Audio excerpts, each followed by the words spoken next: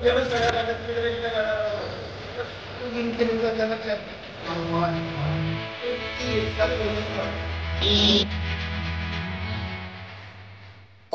ज्योतिबा डोंगरावर श्रावण षष्ठी यात्रेनिमित्त हजारो भाविकांची गर्दी असताना बनावट पेढे आणि बर्फीचा जवळपास 400 किलोचा साठा उघडकीस आलाय।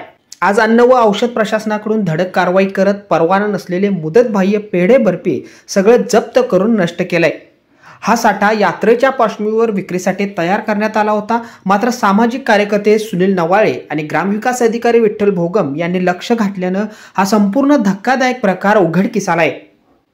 त्यांनी बनावट पेढे बर्फी विक्रेत्यांना शोधून काढलं आणि तात्काळ 150 किलो मुदतबाह्य सामान जप्त केलं। याची माहिती गटविकास अधिकारी सोनाली माडकर यांना देण्यात आली। त्यांच्या पुढाकारानं अन्न व औषध प्रशासन आणि स्थानिक प्रशासनानं संयुक्तपणे ही कारवाई केली आहे। या संपूर्ण कारवाईत जवळपास 400 किलोचा साठा जप्त करण्यात आलाय। यामध्ये अगोदरच ग्रामपंचायतीमध्ये सडत पडलेले पेढे आणि नवीन जप्त केलेला 150 किलो मालाचा समावेश आहे। अन्न व औषध प्रशासनानं गेल्या वर्षीही जुजबी कारवाई केली, त्यामुळे असे प्रकार वारंवार घडत आहेत। दरम्यान या धक्कादायक प्रकारामुळे ज्योतिबा डोंगरावर येणाऱ्या भाविकांमध्ये प्रचंड नाराजी व्यक्त होत आहे। असे प्रकार वारंवार घडू नयेत, त्यामुळे दोषींवर कारवाई व्हावी अशी मागणी देखील होताना आता दिसते आहे। ज्योतिबावरील श्रावण षष्ठी यात्रेनिमित्त या ठिकाणी कालबाह्य झालेले पेढे विना परवाना लायसन नसलेले विक्रेते या ठिकाणी येऊन विक्री करत होते। त्यांच्यावरती धडक कारवाई करून 900 किलो पेढा बर्फी हे कालबाह्य झालेले पदार्थ या ठिकाणी जप्त करून त्या विक्रेत्यांच्यावरती कारवाई करण्यात आलेली आहे।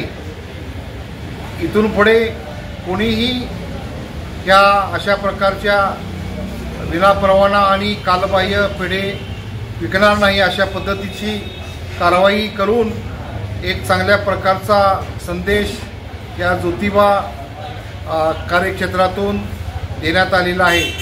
इथून सर्वांना विनंती आहे की आपण या पवित्र ठिकाणी आपल्या भाविक भक्तांच्या जीवाशी न खेळता आपण चांगल्या पद्धतीनं आपले जे काही डेट पेढे वगैरे आहेत ते चांगल्या पद्धतीने भक्तांना पुरवठा करावेत अशा पद्धतीचं या ठिकाणी सर्वांना आवाहन करतो। आणि भक्तांना पण माझी विनंती आहे की आपण त्या पेढे बॉक्सवरील तारीख बघूनच आपण खरेदी करावेत, जेणेकरून आपण आपल्या घरातील व्यक्तीशी किंवा कुणाशी जीवाशी खेळ होणार नाही अशा पद्धतीनं या ठिकाणी आज धडक कारवाई आम्ही केलेली आहे। आणि या कारवाईतून एक चांगला संदेश या ठिकाणी देण्यात आलेला आहे।